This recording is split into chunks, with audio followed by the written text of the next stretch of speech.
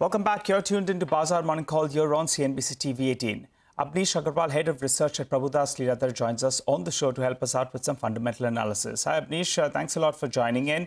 Well, let's analyze a few stocks then. We had Bharti Airtel that came out with a set of numbers. How are you reading those numbers, and what's the view on the stock from here on? You see, Bharti numbers were quite good, and the main thing is that the ARPU increase which has happened and the price increase which happened during the quarter, they are yet to fully flow into the numbers. So I think from the medium to long-term viewpoint, Bharti continues to look as an interesting stock plus. I think as the time goes by, I think the growth will be there and the stock will continue to make new heights. Okay, that is on Bharti. Given that we've had such a big fall, Amnish, what is your view now on how to approach some of these large cap names, whether it's banks, IT stocks? If this dip continues and you have to buy into it, what would your shopping basket look like?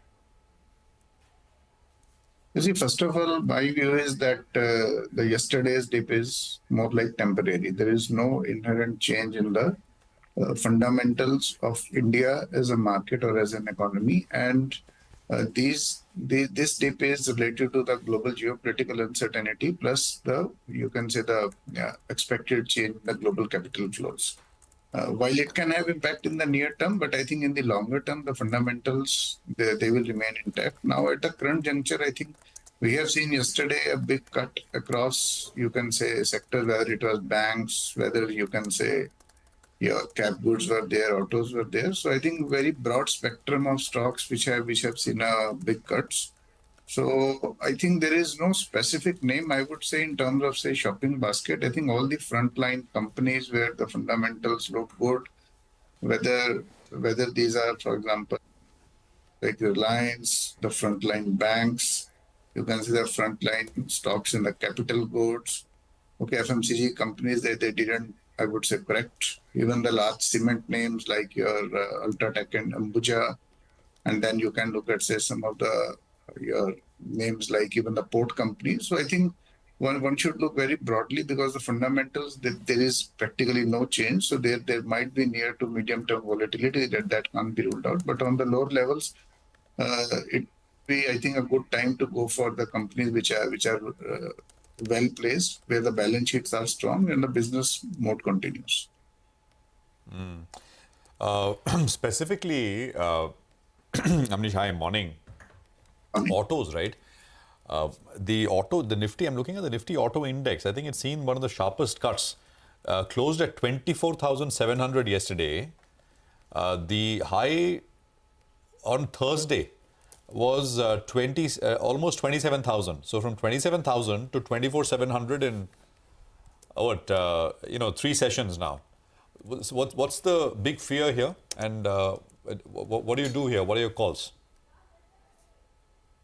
You see, I think auto is having two things. First of all, we have seen that particularly the PV market is showing some signs of a slowdown.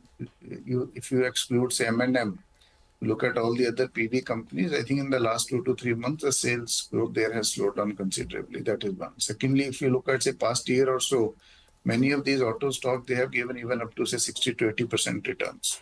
And the third is, if you look at the geopolitical situation, whatever happens in the commodities, and particularly if you look at the large company like Maruti, so there will be impact of, say, the currency volatility also in some of these companies. So that is one reason we might have seen, some sort of a pressure in some of these stocks. But I think barring Maruti, where we will have to see how the Japanese yen, I would say, stabilizes and other things go. I think that there is no big change in the fundamental for rest of these stocks. And after, I would say, reasonable correction, I think some bit has happened today. There might be, a little bit here and there more. But I think the calls practically remains the same. In the long term, Maruti continues to look good. M&M continues to look good. And among the two-wheeler stocks, Hero is the stock which we have been liking. Amnish, I wanted your thoughts on ONGC. The numbers, the stock, and as a long-term investor, how do you approach it now? You see, in the overall volumes has not been there much. And given the fact that the stock has seen a big rally in the last 12 to 18 months, the stock seems to be, I would say, fairly priced. So in comparison to your oil, your the companies, in comparison to ONGC, we are more comfortable in Oil India, where